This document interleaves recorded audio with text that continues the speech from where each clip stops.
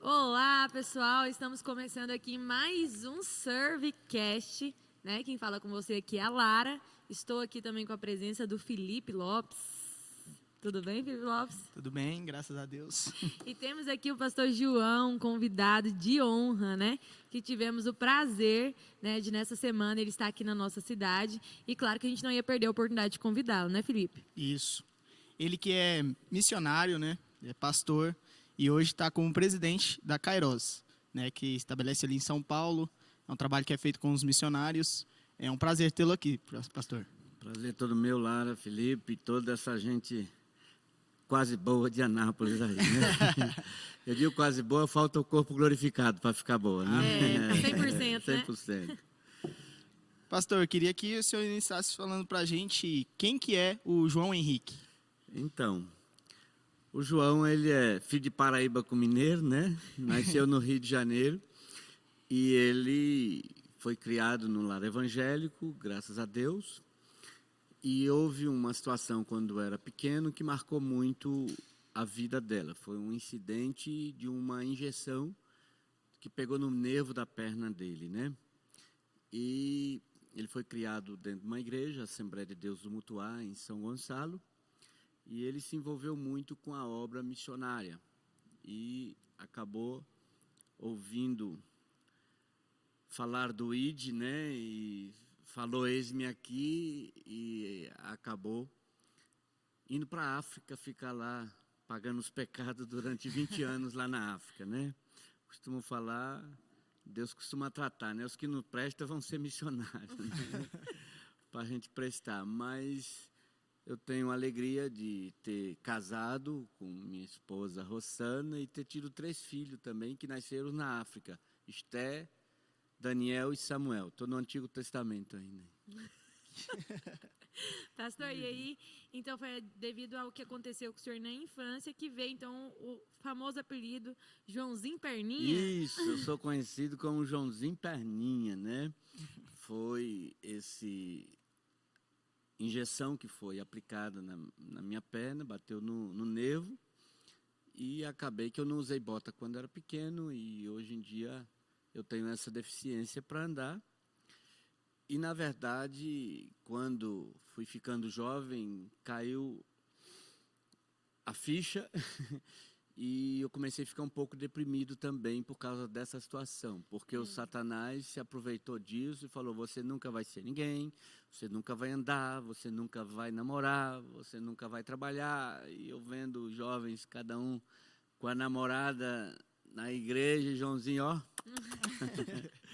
E aí, num culto que teve lá, que o pregador orou pelos enfermos, eu vi um senhor de moleta largar as moletas e andar, foi um milagre. Eu falei, Deus, por que o cara entrou aqui com moleta, já saiu curado, eu estou aqui um tempão, só sou uma perninha?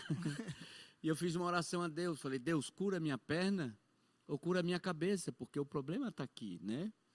E o senhor estava quantos anos? Eu estava com 18 anos, no auge da juventude, e ele me chamou depois para falar com a juventude, o pregador, e apontou para mim lá no banco e falou, você aí, vem cá. Deus manda te dizer que você não entende porque Ele permitiu algo na tua vida, mas um dia você vai entender. Deus manda te dizer que Ele te aceita do jeito que você é. Para provar que Ele está falando contigo, Ele vai fazer de você um missionário. Então ali foi um divisor de águas. Eu saí daquele culto convicto do meu chamado e curado da minha cabeça. Não fui curado da perna, porém, Deus às vezes não cura, mas quando Ele não cura, Ele dá graça para podermos suportar, né? Sim.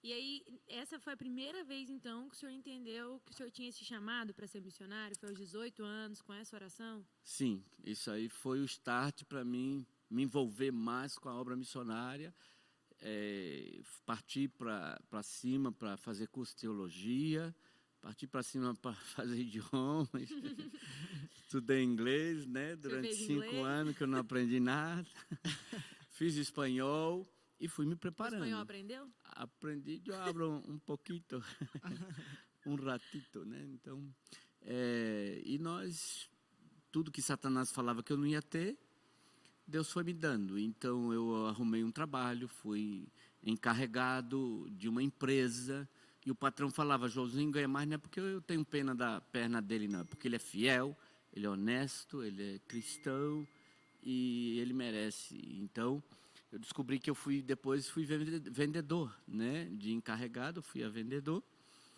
E a desgraça transformou em bênção, porque descobri que eu não pagava passagem de ônibus por cada perna. Podia ir para qualquer canto. Podia ir para qualquer canto de graça, então o problema está aqui dentro, né? E a gente fica aí com autocomiseração, reclamando, murmurando, e às vezes Deus, quando quer nos usar para salvar outros, primeiro Ele quer nos salvar, Ele quer nos transformar por dentro também, né? Sim. E aí começa quando você passa a ser uma bênção e tem uma comunhão com Deus, as outras coisas vão acontecendo. Sim. Normal, né? E o senhor falou que foi aos 18 anos, né? Deus te chamou para ser missionário, falou que iria te usar. Você teve o preparo, e esse preparo foi de quantos anos? Que foi vendedor? Então, eu fui vendedor, virei empresário, né? Vendi balas e munição no Rio de Janeiro, é a única fábrica do Rio de Janeiro, do Brasil, né? A CBC, aprendi a atirar em todas as armas, vendia material de pesca, fui Gideão Internacional, que distribui Novo Testamento, fui 10 anos, fui presidente dos Gideões, também fui presidente da juventude da nossa igreja, então Deus abriu muitas portas para mim, fui professor de escola dominical e comecei e fui líder de missão da minha igreja. E além do apelido de Joãozinho Perninha, eu tive um apelido de piolho de conferência missionária. Tudo que é conferência eu queria ir, saber o que Deus está fazendo no mundo. Li muitos livros, lia livros, e eu falo que o meu sonho era participar do Comiban, que é um congresso de missões que tem de 10 em 10 anos. E quando eu estava na África, depois de ser missionário, já dando um pulo aí no testemunho, o pessoal do Comiban me ligou lá da Espanha. Pastor Joãozinho, queria que você viesse aqui no Comiban. Eu falei, mas eu não tenho dinheiro. Eu falei, não, você não está entendendo. O Comiban vai pagar a tua passagem e você vai trazer uma palavra aqui para a gente. Olha aqui. Só. Aí eu realizei meu sonho, né? Claro que eu falei com ele, espera aí que eu vou ver minha agenda primeiro. Calma aí que eu vou ver se eu estou ocupado. Vou ver se eu posso sair da África para a Espanha assim, né? Tem não que é tão ver fácil direito, assim, né? E eu falei, Jesus, já posso morrer em paz. Um pior de conferência, participar do Comiban. E depois eu descobri que tinha um congresso de missões de 100 em 100 anos. Teve 1800, 1910, em Edimburgo. Se você pesquisar lá no Google, lá, você vai ver os caras... Qual é o nome desse congresso? Bota lá, Congresso de Missões de 100 em 100 anos lá. 100 em 100 anos.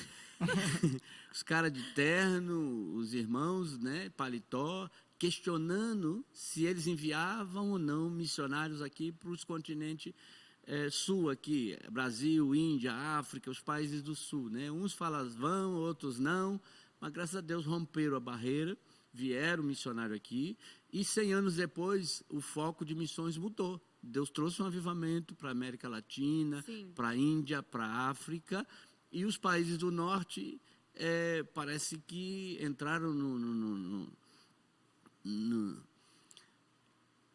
esqueceram de Deus, né? O Deus Mamon tomou conta e era um continente enviador de missões, agora é receptor. Aí eu descobri, só falando do congresso de 100 em 100 anos, o Japão quis fazer esse congresso em 2010, um congresso para não parar 100 em 100 anos ter congresso, né? E eu consegui ir para o Japão. Fui nesse congresso de 100 em 100 anos. E o ruim desse congresso é que ninguém nunca participou de dois. Eu ia perguntar exatamente isso. Como que esse congresso ele se sustenta, né? Quando lê a ata lá, não tem ninguém para confirmar.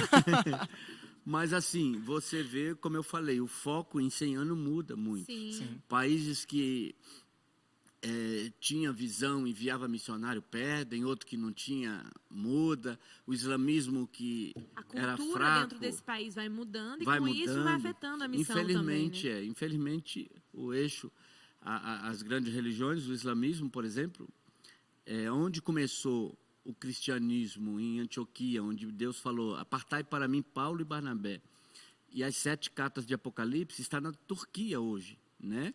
E é proibida a pregação do evangelho. Então, de alguma forma, nós relaxamos, Satanás meteu a cunha dele, entrou e agora para voltar é difícil, né? Então a história é bem interessante e nós temos que marcar a nossa história, a nossa geração, né? Eu não vou dar conta da geração passada nem da futura, mas eu vou dar conta da minha geração, da minha juventude, do que eu faço hoje, eu vou responder diante de Deus. Esse senso de responsabilidade da nossa geração, né? É muito importante que nós que estamos aqui tenhamos esse senso de responsabilidade pelo evangelho, pela pregação, né? Para que outras vidas, outras nações venham também ter esse conhecimento, né?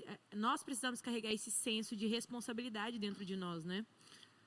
Com certeza, né? Eu estou até o talo tentando gastar a minha vida e, se preciso, morrer por missões para que outros ouçam falar de Cristo, porque eu não encaixa na minha cabeça, depois da salvação, eu acho que não tem outro motivo principal de você estar aqui nesse mundo, senão levar outro a Cristo, né? Então, eu encarei isso como forma de vida e faço isso tentando remir o tempo, tentando fazer o máximo possível, tanto é que fui para a África ficar 20 anos lá, né? Isso, aí a gente acabou pulando essa parte, né? Isso. E aí conta para nós então, né, para as pessoas que estão nos ouvindo, como foi essa chegada do senhor? O senhor começou, Na hora que o senhor então... chegou lá, assim, qual foi o sentimento, o que o povo olhou e falou assim, uai... Então, tem um processo, como eu falei, eu fiz a teologia e encontrei o pastor Valdemar, que era o presidente da Missão Kairós, dizendo que tinha esse treinamento que para enviar missionários mais preparados para o campo. É a visão da agência missionária Kairós. Então, eu fiz o treinamento em 97. Esse foi o primeiro treinamento que o senhor participou? O meu, né? Não foi o primeiro da missão. O primeiro da missão, há 34 anos atrás, em 88, eu fiz por correspondência. Eu só fiz o intensivo mesmo, indo para São Paulo, em 97, porque eu já fui casado, né? Então, aí foi você, esposa? Joãozinho casou. Então, se ele casou, a esperança em Israel para ti também. Então, jovens solteiros aí que estão nos assistindo, não fique desamparado, né? E olha, e quem quiser, na África, eu levei 30 vestidos de noiva. Olha só. A gente queria cadeiras para a igreja e teria que criar um método para conseguir recursos. Aí a gente aluga vestido de noiva. Cada vestido de noiva 3 cadeiras para a igreja, né? Olha então, só. se tiver alguma solteira, lá já tem vestido de noiva. E na promoção, o noivo vem grátis lá também na África, né? Porque as missionárias já descem do avião e já recebem carta de amor lá na África. Os africanos não E as brincam, missionárias que estão procurando. Então, é só ir para a África, consegue o vestido de noiva, né? E o noivo lá também, né? Amém. Ainda vou fazer o casamento, porque eu virei Santo Antônio, que eu fiz tanto casamento na África, né? De brasileiros com africanos, interessante. Mas, assim, depois do treinamento da Kairós, então eu casei com minha esposa e fomos direto para Guiné-Bissau, né? Aí é outra Isso o senhor estava língua. quantos anos? Eu casei com 29 e fui com 30 anos. Então, de quando o senhor recebeu o chamado com os 18 aos 30 que o senhor foi? Isso. Deus, Foi preparando, né? Deus, quando chama, não quer dizer que você Vai de vai imediato. amanhã, não, né? Tem um processo, como foi com Davi, como foi com Gideão, com vários outros, com Moisés. Deus tem o tempo dele para preparar vocês. Isso que eu acho importante, pastor, porque a gente está numa geração onde os jovens andam muito ansiosos, principalmente quando recebe alguma palavra, um chamado, um direcionamento, não quer passar por aquele tempo de preparo, às vezes, né? Às vezes até de ouvir, né, os seus líderes, pastores, em orientação, direcionamento, né, de como vai chegar até ao momento do cumprimento dessa palavra. Então, o senhor teve aí mais de 10 anos se preparando, né? Mais de 10 anos. Como eu falei, eu fui 10 anos de Gideão, virei empresário, trabalhando, montei a vida. Aí depois casei para poder ir embora. Fui líder de juventude, líder de missão. Então, teve vários envolvimentos. Deus me deu 10 anos assim para preparar para ir para o campo, né? Eu aproveitei bastante que fiz teologia para poder ir. Amém. E quando chegou lá? Quando chegou lá, é aquele primeiro amor, né? Chegando em África, outra língua, outro costume. Às vezes, um país sem luz também, nós chegamos sem luz. Estava sem luz? E estava sem luz. E alguns costumes diferentes do nosso, né? Alguns, né? Eu estava evangelizando um africano assim que eu cheguei, estava no sofá de casa e uma vela acesa, né? A gente conversando no sofá, daqui a pouco ele vai, coloca a mão em cima da minha assim, né? Eu do Rio de Janeiro, eu gelei todinho, né? Eu falei, que esse cara quer comigo aqui? Aí ele foi no meu dedinho mindinho e começou a fazer cosquinha. Aí eu falei, isso não é de Deus, não. Aí eu levantei, sentei lá do outro lado, acendi mais umas 3 velas. Depois eu descobri que não tinha nada a ver com alguma coisa na área afetiva. É costume africano de eles andarem de mão dada. Os africanos andam de mão dada, né? Então eu me pegava várias vezes na rua lá na África com aquele africano, nós dois andando de mão dada, e eu ficava olhando ver se tinha alguma câmera escondida para ver, para não pagar tanto mico. Mas então, para isso tem que ter uma amizade já. Não, tem que ter amizade. A África, eles são muito educados, muito assim. Eles se preocupam muito com você. Quando você sai de casa, eles perguntam: para onde você vai? Não é para cuidar da tua vida, é para saber se acontecer algum problema, chegar alguém ali, eles sabem onde você está. Eles são bem receptivos. São bem receptivos. E quando Jesus falava assim, não saudeis ninguém pelo caminho, eu pensava, poxa, parece uma palavra meio difícil de fazer, como é que não vamos saudar? Mas a saudação na África, assim, é muito grande.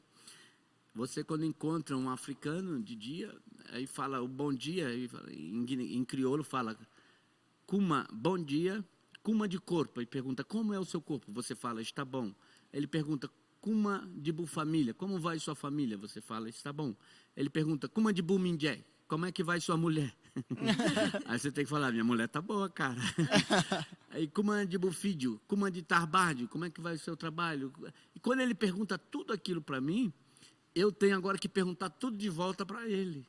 Sempre que cumprimenta? Sempre que cumprimenta. Esse é o cumprimento assim educado. Você se preocupa com ele. Se você puder fazer isso, você ganha muitas amizades. Mas isso é igual o nosso assim, olá, pastor, tudo bem? E a gente nem se preocupa muito aqui no Brasil, tem isso, a gente nem se preocupa muito com a resposta, Só responde sim, tudo bem e pronto. Aqui é mais do que isso lá. Né? É mais. Então é mais ainda, é mais profundo. Você tem que perguntar pela família, como é que o cara tá, como é que o cara amanheceu. E isso é muito positivo, que abre muita porta para você, se você quer ser educado. Agora você pode também ser um pouco grosso, que às vezes a gente até acostuma assim, a lidar com isso. Quando a gente chega no Brasil, uma missionária, né, a missionária Sônia uma vez, foi dar um telefonema aqui no Brasil. Ô senhora, como é que a senhora vai? Como é que é a família? Moça, fala logo que eu estou com pressa, eu estou no trabalho. Então, foi uma meia certa ignorância, porque não está acostumado com essa saudação. Então, com outra língua, com outra comida, né? Lá costuma também assim comer com a mão, né? A mão direita, né? Que a mão esquerda, a mão de ir no banheiro, né? E come todo mundo numa tigela. Isso também faz parte da cultura. E você também entra nessa. Meus filhos foram criados lá, nasceram lá, amavam a África, amam a África, amam a comida africana. E tem muita coisa boa lá, mas eu amei. Depois que eu cheguei lá, para mim era o meu sonho, né? E graças a Deus eu saí de lá com vontade de ficar. Meu coração está na África e tenho família, né, na África, que são os africanos e tudo. Tem até algum gesto que, eu sei que é um programa online, né? Alguns irmãos vão ver, mas eu fiquei em choque com algum choque. Uma vez, uma velhinha aceitou Jesus como Salvador e ela foi dar um testemunho e ela falou: irmãos, eu estou muito alegre com Jesus. Aí eu falei: tia, pirou. Eu vim do Rio de Janeiro, isso é palavrão. E pastor Joãozinho é uma bênção. Meu Deus. Depois eu descobri que aquilo não tem nada a ver com palavrão. Alguém trouxe para o Brasil e mudou. Algum incircunciso aí mudou o sentido disso. Lá é intensidade, né? Que mensagem que o pregador, né? Que pastor, por exemplo, aqui eu estou comendo. Esse pão de queijo está uma delícia, né? Então a gente faz isso. E meus filhos aprenderam isso.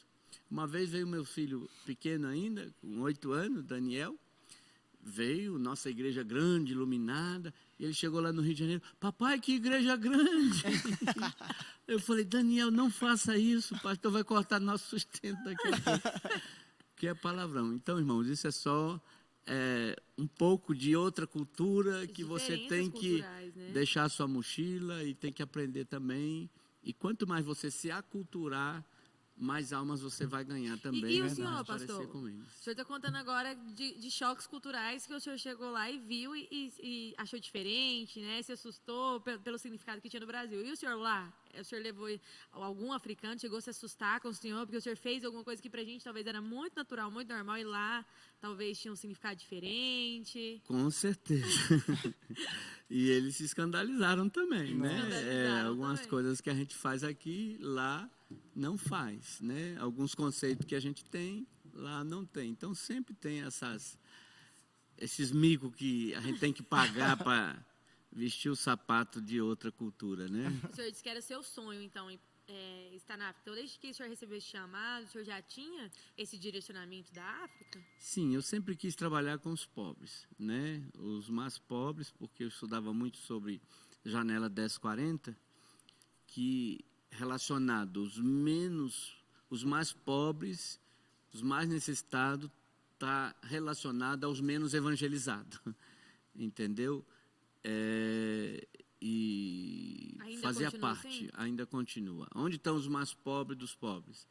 Está aonde Cristo não chegou, porque quando Cristo chega, a pobreza vai diminuir, entendeu? Em algumas aldeias, nós conseguimos poço artesiano, água mais limpa, escola, igreja. Então, parou a diarreia, a mortalidade infantil, parou, as mulheres teria mais orientação para prevenção de filho, como higiene, vai mudando tudo, entendeu? Então, onde Cristo chega, a tendência da pobreza ir se dissipando também, porque Jesus muda a sociedade como um todo, né? Principalmente espiritual também. Você vê que o africano também, ele é muito animista, que adora o espírito, né?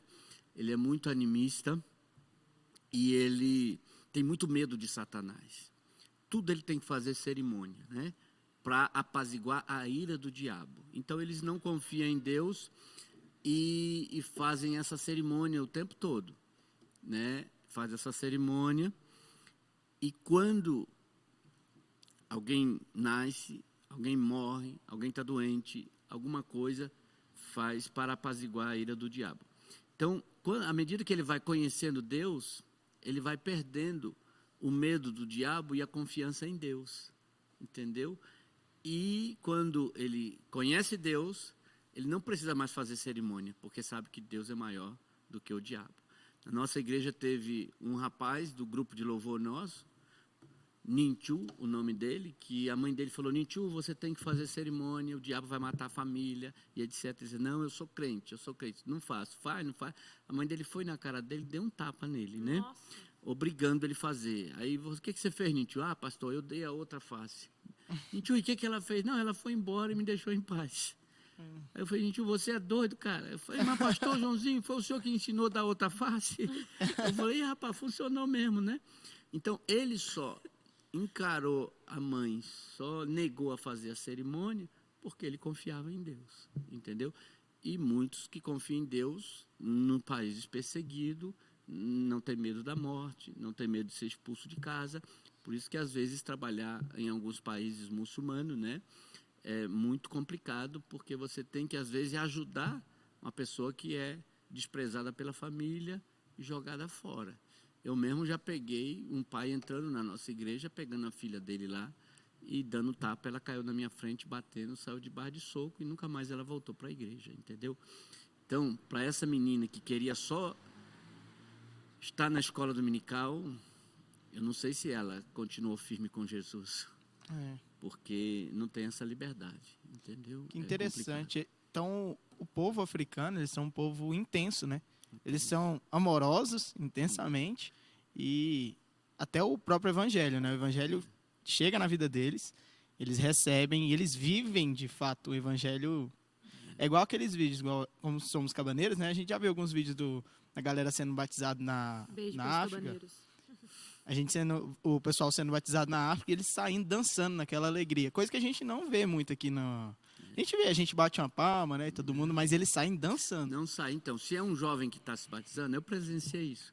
Os jovens vão todos lá na água buscar aquele que está se batizando. Se é uma mulher, vai as irmãs todinhas lá buscar. Nossa. É uma festa. Eu participei nesses 20 anos, junto com o trabalho de equipe, nós batizamos mais de 3.000 africanos, né? Então, tremendo a experiência de ver a alegria. É um povo forte, é um povo resiliente, é um povo que sabe dividir, entendeu? Embora alguma escassez, mas lá não tem passar fome. Se passar fome é todo mundo, entendeu? Todo mundo divide pão. Você chega numa casa, tem comida ali para 5, vai comer 10 e vai dividir tudinho. Eu mesmo já cheguei estava tomando uma Coca-Cola com um sanduíche e chegou uns meninos pedindo alguma coisa. Eu dei a metade da Coca e a metade do sanduíche eu dei para eles. Dividiu em 7, cada um tomou um golinho da Coca-Cola, todo mundo igualou todo mundo e não tem essa situação que eu aprendi muito com a generosidade africana, entendeu? E pastor, em relação a esse pregar o evangelho, a evangelizar o africano, né, evangelizar nesse país, quando é difícil, quais são os desafios que existem em acessar o africano no sentido de convencer ele da existência de Cristo e do poder de Cristo e das transformações que esse poder pode gerar na vida dele? Então, aí vai entrar dependendo da religião que ele tem. Se é animista, eu falei daquele peso e contrapeso de conhecer a Deus e deixar de ter medo. Se é muçulmano,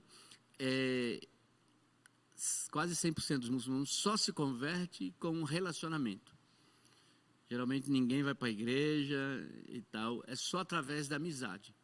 Então, quando você faz amizade, aí sim ele vai ver o que Deus fez na sua vida, como você trata a sua esposa, como você trata seus filhos, isso que vai impactar ele. Tem que ter um testemunho, então. Tem que ter testemunho, é a longo prazo, entendeu? É pescaria de anzol. Por exemplo, o que me ensinava o Wolof lá no Senegal. O Wolof é a língua corrente. Tem o francês, que é a língua do colonizador, tem mais de 30 etnias, cada um fala a sua língua, e tem a língua corrente, que é o Wolof. Então, um professor de Wolof meu, o Wolof fala assim, Nangadef, como você vai? Magfirek, eu estou bem. Obrigado, Jerejef, de nada, Nhokoboko. É mistério, é língua estranha mesmo, né? Então, meu professor estava me ensinando do francês para o Wolof, eu botava mensagem, filme Jesus para ele traduzir para mim, ao mesmo tempo que eu estava também evangelizando. Então, teve o mês do Ramadã, é o 9º mês do calendário lunar, é o jejum de 30 dias, e ele foi fazer e eu estava fazendo também. Eu faço de meia-noite até às 7. Eu fiz 11 anos que eu faço jejum do Ramadã, de 30 dias. E ele falou, você faz? Eu falei, faço. Meu professor. E eu convivendo com ele, ele convivendo comigo, e eu sabia quem ele era e ele sabia quem eu era, né? No 2º ano do mês do Ramadã, ele botava o tapetinho na minha varanda lá, muçulmano, ia rezar, Allah Akbar. Aí eu ia entregar o meu jejum também para ele, né? E eu botava a mão sobre ele, eu falei, Deus abençoe ele, ele parava a mão, amém. Ele contou tanta mentira essa semana, ele, amém.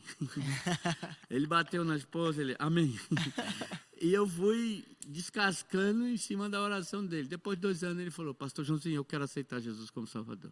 Eu quero o Deus que você serve, porque eu quero isso, entendeu? Então, é um impacto muito grande o teu testemunho. Por isso que leva mais tempo evangelizar o muçulmano, mas eles são descendentes de Ismael.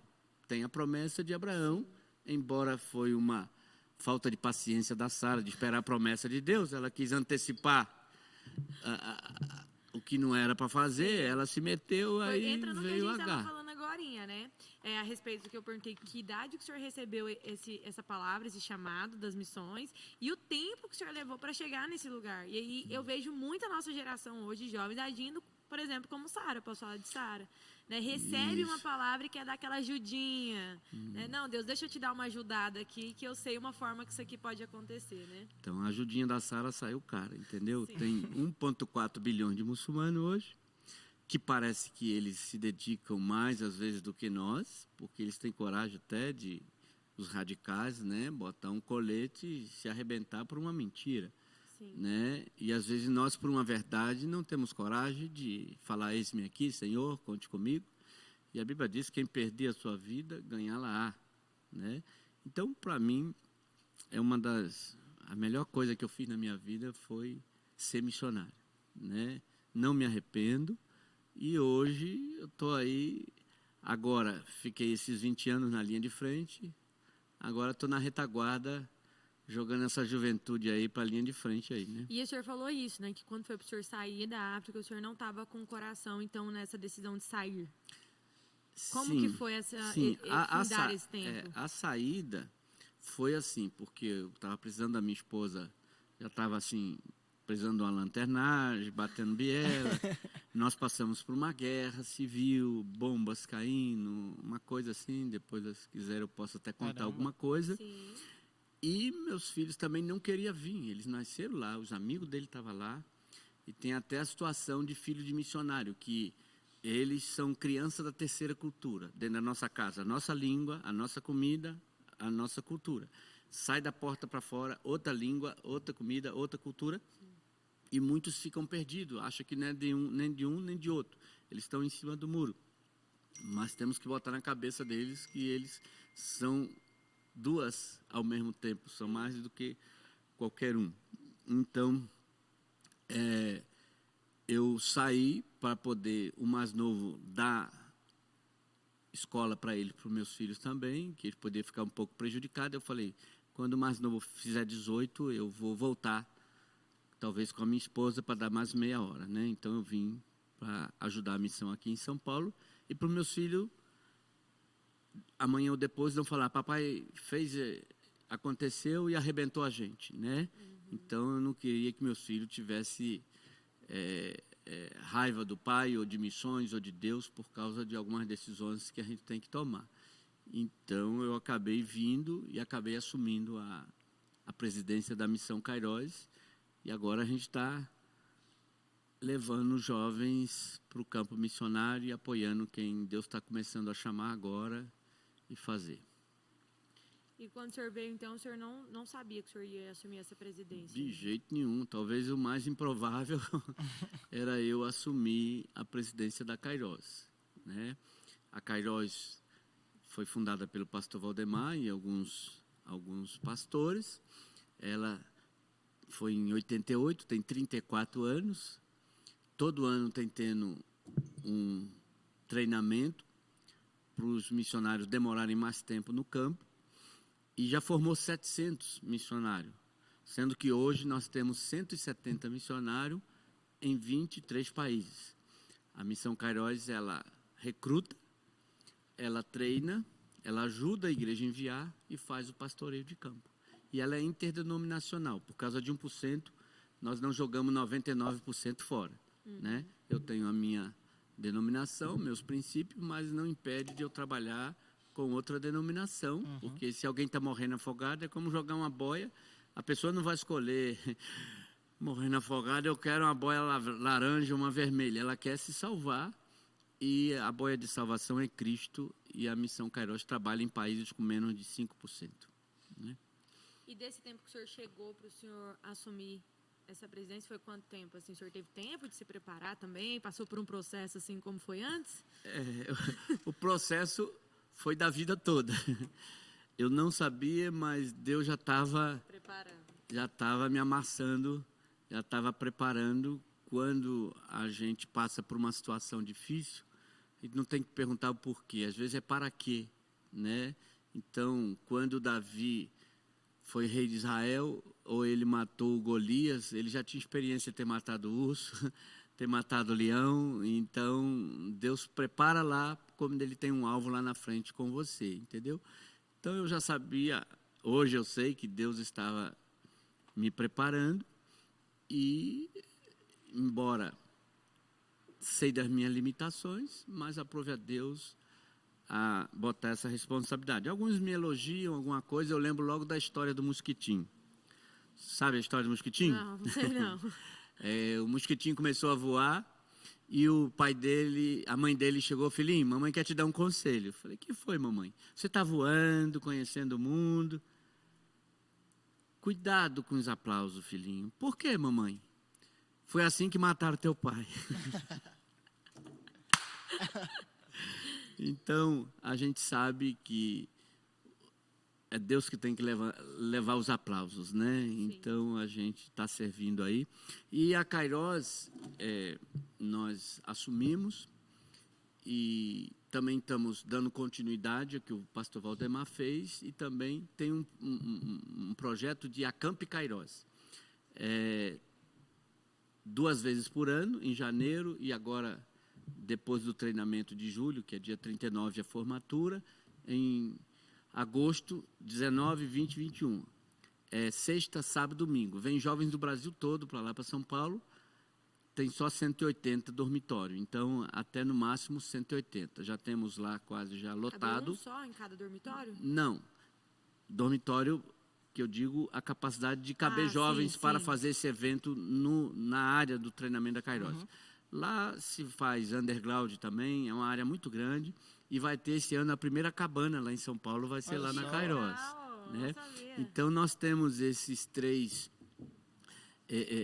2 eventos para pegar jovem, ficar 3 dias, tem fogueira, tem caminhada de oração, tem uma mensagem mais voltada para despertar a vocação do jovem, e se ele quiser fazer o treinamento, e fica. Então, todo ano tem 2 dessas. Quem sabe, um dia aqui vai alguns representando Anápolis, né, lá para São Paulo, participar do Acampe Kairos, será A gente gosta prazer. bastante, o Felipe gosta bastante disso.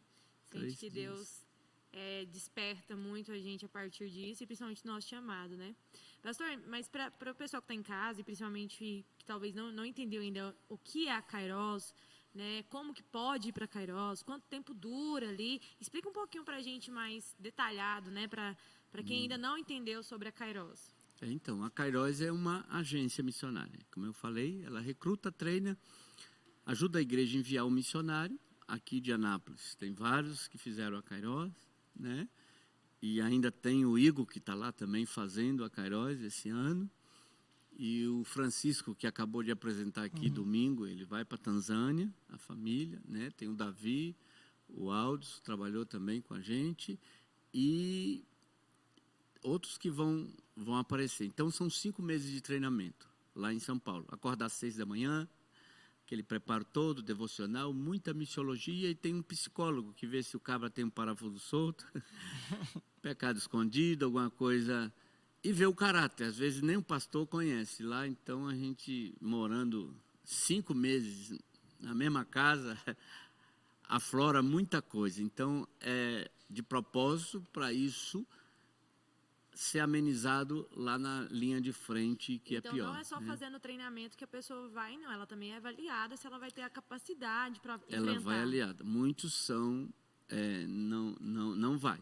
A gente fala para o pastor, ele é bom nessa área, mas precisa ser trabalhado ainda nessa e nessa área para poder ir para o campo missionário. Então, essa é a missão Kairos, faz isso, como eu falei, nesses anos todo, lá em São Paulo, que é o treinamento. Todo março começa um treinamento, entendeu?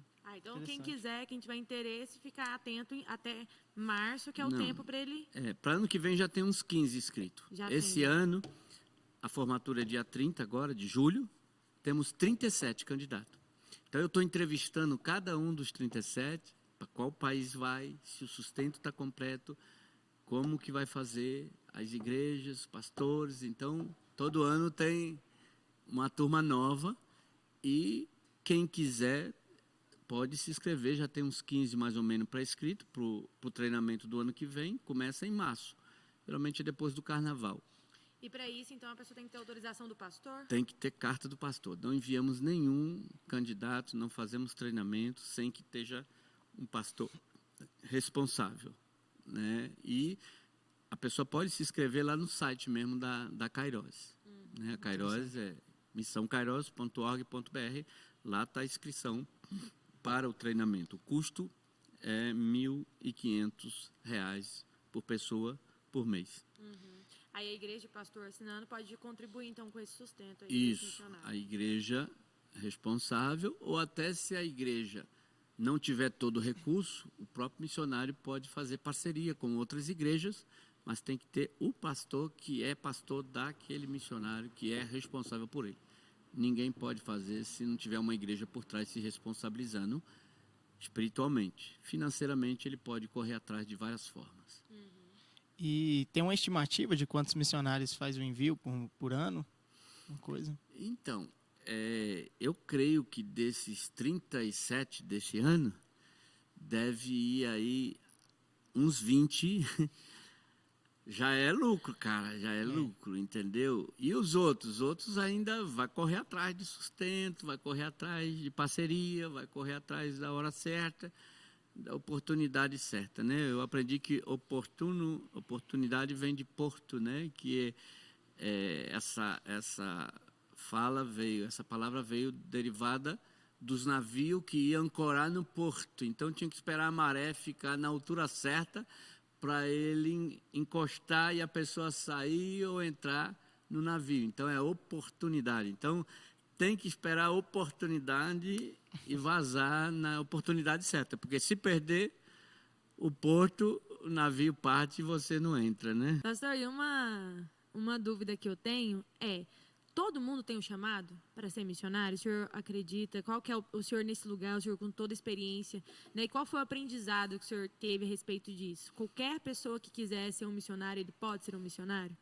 Sim, no sentido geral, todos que aceitam a Cristo têm que dar fruto, têm que produzir, têm que ser um missionário. Agora, tem missões, né, urbanas, tem missões transcultural, onde você ultrapassa uma cultura, ultrapassa uma língua, que se chama missão transcultural. E tem também os missionários que nunca vão para uma missão transcultural, mas eles ficam na retaguarda. É como uma guerra, tem a linha de frente, a retaguarda e o suprimento. Então, como ouvirão se não há quem pregue, como pregarão se não forem enviados, né? Então, para alguém ser enviado, alguém tem que ficar. Agora, uma irmã falou: pastor Joãozinho, eu estou orando para saber se é da vontade de Deus para mim ir. Aí eu falei: irmã, está orando errado. Tem que orar para saber se é da vontade de Deus, se é para ficar, porque para ir ele já mandou. Ide, né? Tem uma água aqui, ó, pastor, fica à vontade. Ela nunca mais me pediu conselho, né? Mas assim, é um em cada 1.800 que diz: eis-me aqui, Senhor, para fazer missão transcultural. Então é muito pouco ainda, entendeu? O Brasil fala-se que tem 350 mil igrejas. Se nós temos só cerca de 4, 5 mil missionários no campo, então ainda tem muitos jovens, muita gente que poderia estar na linha de frente, né? Ser missionário da linha de frente.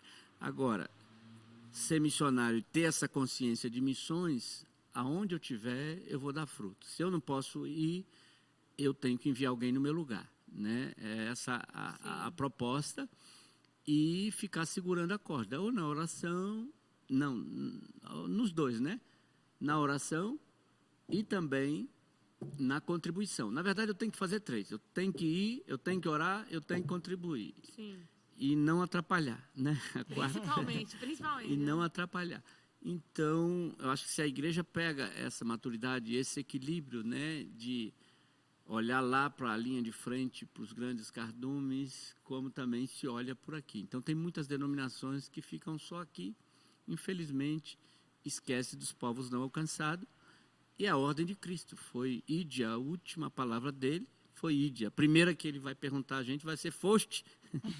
E o que vamos falar e responder diante de Deus. Então se eu fico, eu tenho que, ainda assim, eu tenho uma missão a cumprir aqui, né? Sim. É porque às vezes as pessoas entendem que a missão ela só está estabelecida naquele quem vai, né? Mas eu achei muito interessante o que o senhor falou. Para esse ir também, ele precisa de ter a sua base, né?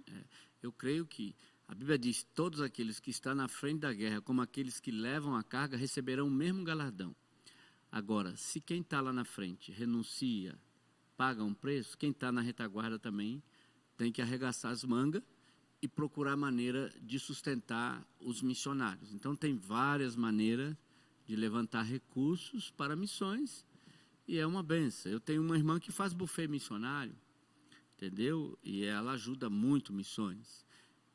Um irmão Júnior lá do Rio que corta meu cabelo, ele tem um salão, ele botou um cofrinho lá, a família era hoje. Todo primeiro cliente que chega no comércio dele é para missões, né? O dinheiro ele põe no cofrinho. É claro que eu fico orando para ser uma escova progressiva.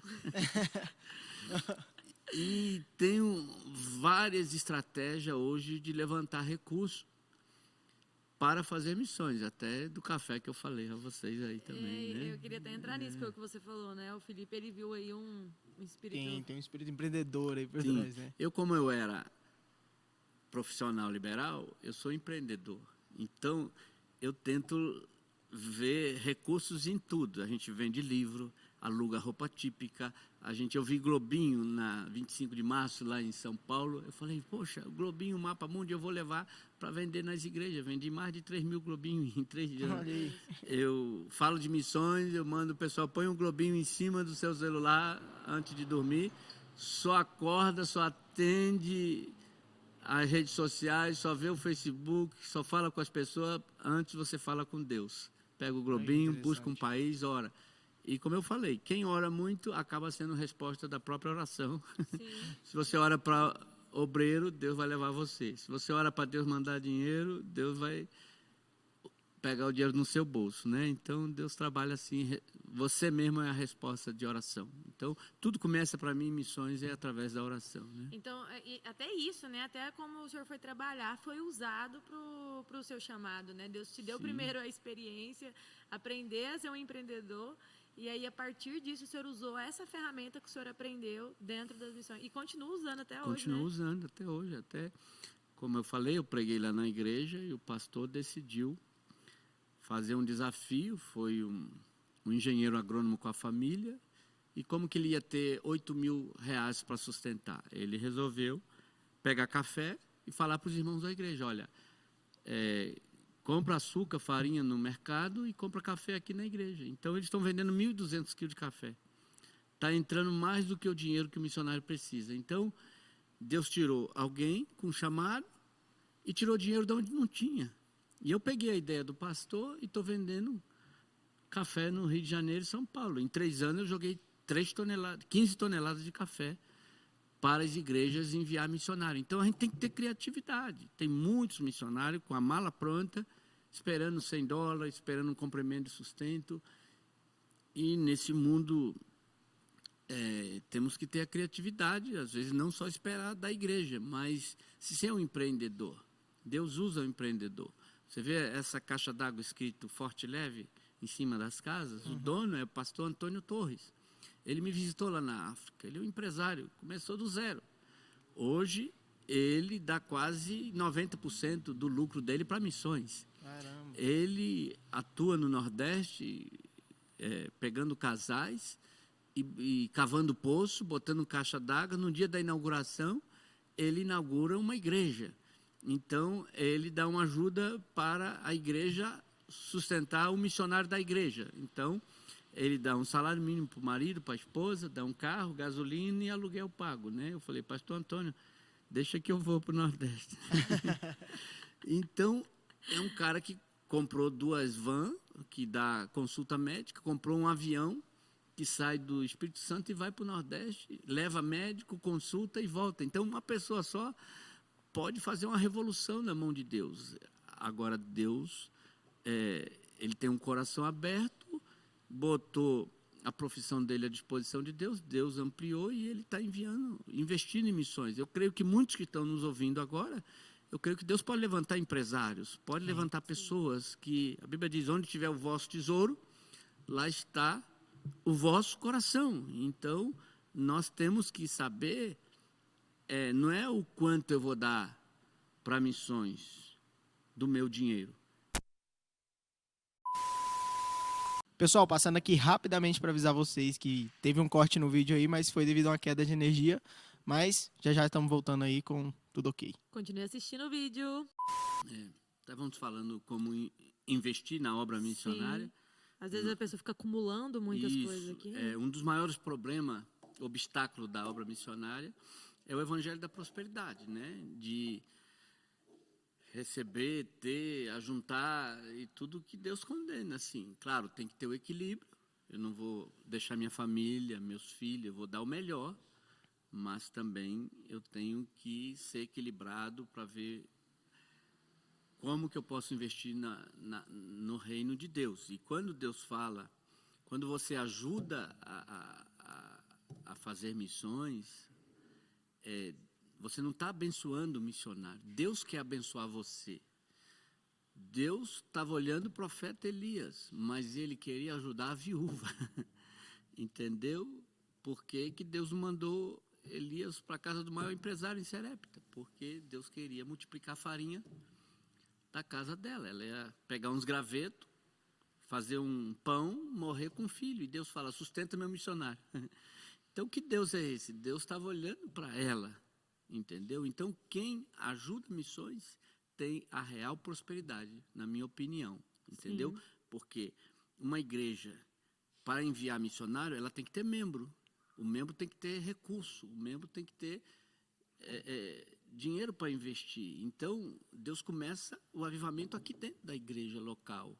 Quando Ele quer atingir lá na frente, Ele vai usar pessoas, vai usar gente que Ele vai prosperar para fazer a vontade dEle. Então, essa engrenagem que funciona assim, e não é que você está ajudando o missionário, não. Você vai ser ajudado por Deus. Sim, e seria a verdadeira prosperidade, né, pastor? Porque às vezes as pessoas estão vivendo com isso aí que o senhor está falando, né? De acumular vários carros, vários sapatos, mas quando essa pessoa ela vai deitar para dormir, ela não tem paz para dormir, não consegue dormir, vive angustiada, vive entristecida. E quando essa prosperidade ela vem da parte do Senhor, vem com a leveza, né? Vem com alegria, com a paz que excede todo entendimento. Então, é a verdadeira prosperidade, né? E às vezes a gente fica perdido, né? Nesse sentido de qual a finalidade, né? Você recebe ali, Deus te abençoa, né? Te dá, sei lá, um salário de 100 mil reais por mês. Qual vai ser a finalidade desse dinheiro? Será que ele está só te abençoando para você só ter 100 mil reais por mês, né? Ou às vezes ele te abençoa para você abençoar o próximo, né? Abençoar quem precisa. Com certeza. Eu estava vindo aqui para Anápolis, peguei um avião lá em São Paulo, olhei aquele mundo de prédio. Falei, meu Deus, toda essa riqueza daqui a 100 anos vai estar na mão de quem nem nasceu ainda. Sim. Então, vai passar tudo, tudo passa. E a gente também vai passar. E às vezes parece que a gente deixa de abençoar, porque muita gente pensa, o que eu vou perder? Deus já está vendo o que o reino vai ganhar.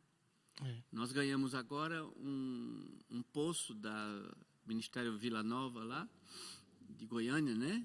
Deram um poço lá, cavou um poço. Então, centenas de crianças vão ser salvas.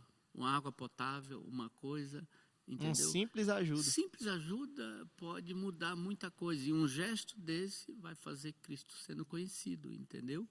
E outrora que se o dinheiro também não for bem aplicado, a pessoa até às vezes tem gente que não vai conseguir gastar o que acumulou, né? Esses multimilionários aí. Sim, eu conheço um caso desse, inclusive, de uma pessoa que faleceu e não tinha nem para quem deixar herança. Não tinha para quem deixar. Eu falei do exemplo. Deixa para missões, né, pastor? Eu falei exemplo de uma irmã, né? Que ela ajudava sempre missões com 100 reais e ela faleceu. E o conselho de missão começou. Um mês depois que ela tinha morrido, apareceu o depósito da irmã Josefa na conta. E no segundo mês ela depositou, mas a irmã morreu, de onde ela está mandando dinheiro? E foram no banco analisar e descobriram que ela, antes de morrer, falou lá para o gerente do banco, olha, eu tenho esse dinheiro na conta, eu quero que ele fica sendo gasto todo mês, 100 reais, até acabar para missões. Olha só.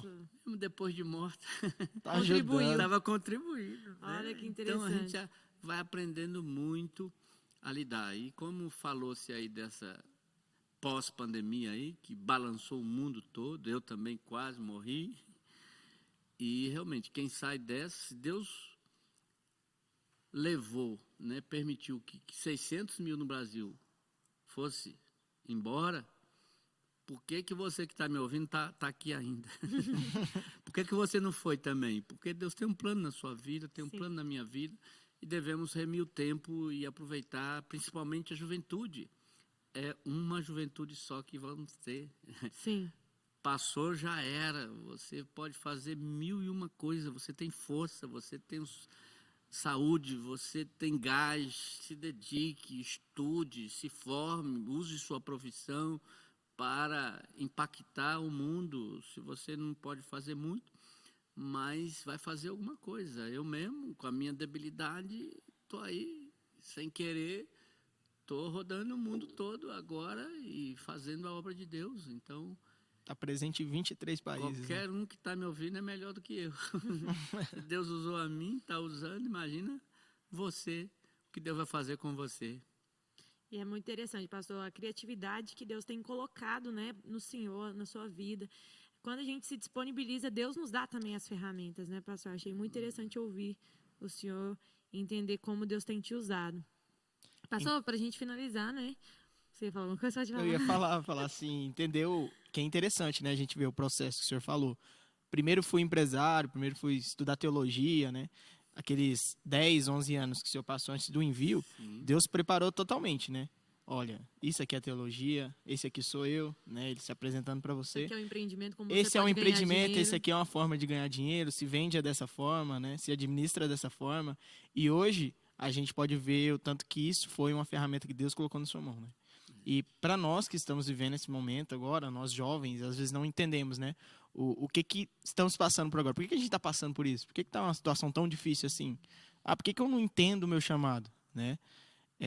Ou a gente até se perde no momento, né? A gente recebe uma palavra, igual Deus falou para você, né?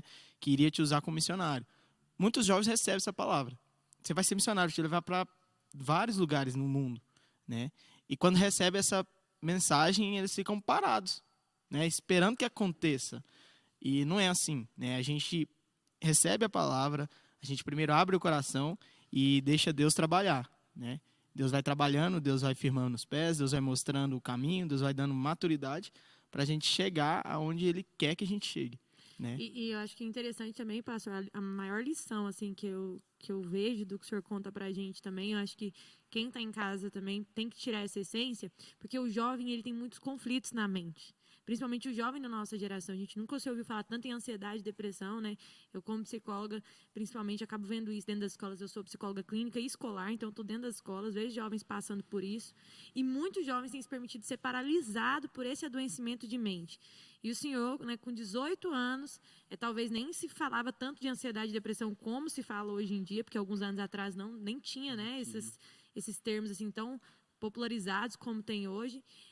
O senhor entendeu que o senhor estava adoecido de mente e não se permitiu que o seu ministério, que a sua vida, que o inimigo te aprisionasse e limitasse, né? E olha a ferramenta, e eu falo muito isso, né, pastor? Quando o diabo ele não consegue te envolver num pecado da prostituição, do alcoolismo, enfim, dos pecados que a gente mais conhece, ele vai tentar a guerra emocional dentro de você, porque isso te paralisa tanto quanto se você estiver envolvido em algum pecado.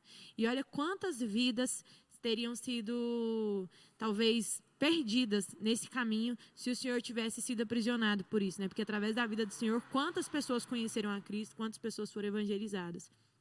Então, você que está em casa, né, não permita que o inimigo faça isso com você. Olha, é um prazer estar aqui em Anápolis, Ministério Pastor Clarimundo, é uma bênção, tenho sido muito abençoado por vocês. E eu creio no avivamento da juventude aqui de Anápolis. Eu creio que se tomar esse caminho da renúncia e a dedicação a buscar o reino de Deus em primeiro lugar, as demais coisas vão ser acrescentadas.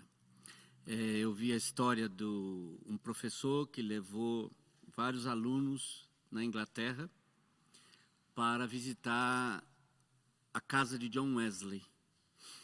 E chegaram lá de ônibus, uma turma de jovens, e conheceram a casa, tinha 3 pisos, foi cada andar falando tinha o cemitério onde a Sarah Wesley estava enterrada. E no terceiro andar tinha uma sala, o quarto de John Wesley. Tinha a escrivaninha, a cama, tudo montadinho, mas ali tinha uma fita amarela que eles não permitiam para entrar lá dentro para preservar. E lá perto da escrivaninha tinha 2 buracos no chão, que era a marca de joelho de John Wesley. E acabou a visita, os jovens desceram, entrando no ônibus, viram que faltava um jovem. E o pastor, o professor, foi atrás, mandou todo mundo correr, cadê fulano, cadê fulano? E foram atrás, subindo no primeiro andar, segundo, terceiro. Quando o professor chegou no terceiro andar e viu que tinha um barulho lá, alguém orando. E ele viu que o jovem entrou debaixo da fita amarela, estava ajoelhado em cima, aonde estavam as marcas do joelho de John Wesley. E ele estava chorando compulsivamente, pedindo a Deus um avivamento. Deus, faça de novo, faça comigo, faça de novo. E o professor passou a fita amarela, botou a mão no ombro daquele jovem e falou para ele: Billy Graham, Deus vai fazer de novo com você o que fez com John Wesley. Né? Aquele jovem, nada mais, nada menos, era o próprio Billy Graham, que foi um dos maiores pregadores aí, avivalista do nosso tempo. Então, o Deus de John Wesley, o Deus de Billy Graham, é o nosso Deus. Espero que Deus venha usar vocês aí nessa empreitada aí, essa juventude aqui de Anápolis. Eu creio que Deus vai fazer um avivamento aqui, vai dar estratégia a vocês. Orem, jejuem, busquem a Deus e Deus vai honrar vocês. Amém, pastor. Para a gente finalizar, fala aí para a gente as datas, então, que vai ter o evento em São Paulo, que o senhor nos convidou, falou para o Juventude aqui tá indo lá. Né? Você que está em casa, se você quiser estar indo aqui de Anápolis, a gente vai estar levando alguns representantes lá, em nome de Jesus. Amém. Então, como vai ser, pastor? Então, nós temos um programa, né, de jovens, que é a Camp Kairos. Está lá no site nosso, né, da emissão kairos.org.br.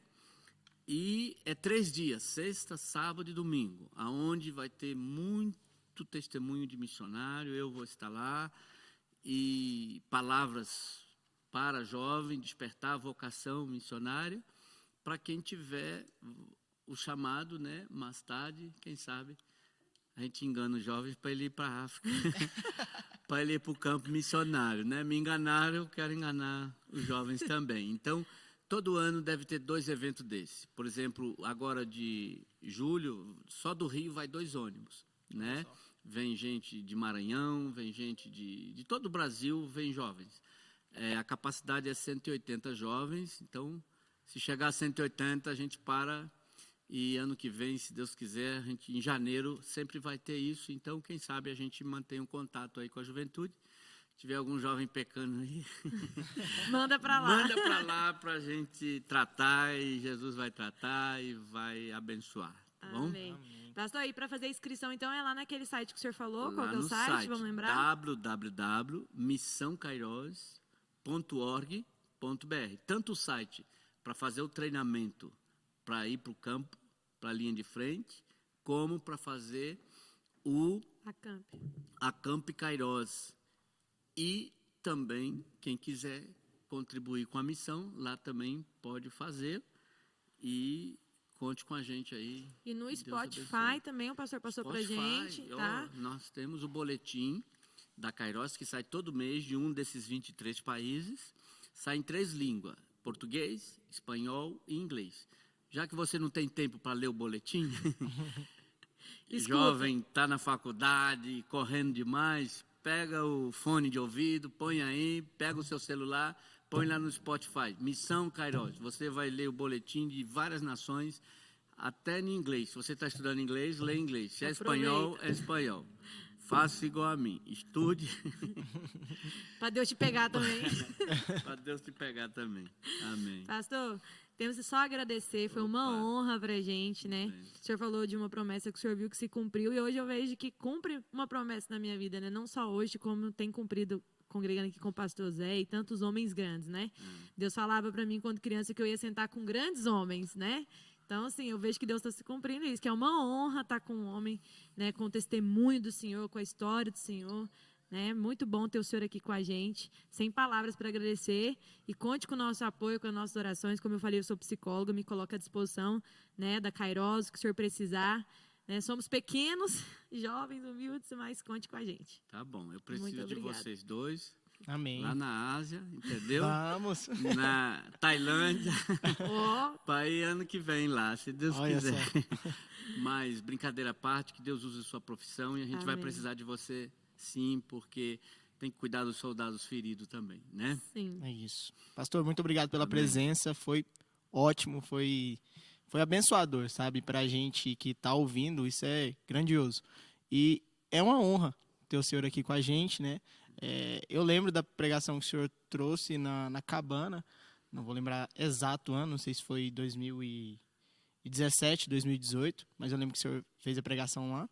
E foi ótimo, aquilo foi bem marcante para mim. Eu lembro, não posso falar aqui porque é a questão da cabana, né? A gente não pode falar o que acontece. Então, quem ainda não é cabaneiro, se inscreva para ir. E foi marcante para mim. É muito bom estar sentado aqui conversando com o senhor hoje e tendo essa experiência que para mim é única. Amém. Eu sou só um mosquitinho, só. Cuidado com os aplausos, né? Cuidado com os aplausos. Cuidado com os aplausos. Então, muito obrigada e até o nosso Amém. próximo episódio. Valeu, gente. E aí, se inscreva aqui no canal, tá bom? Para você acompanhar os próximos episódios, saber quais vão ser os nossos próximos convidados e também acompanhar a nossa programação. Isso aí, pessoal. Um beijo no coração de vocês e até a próxima.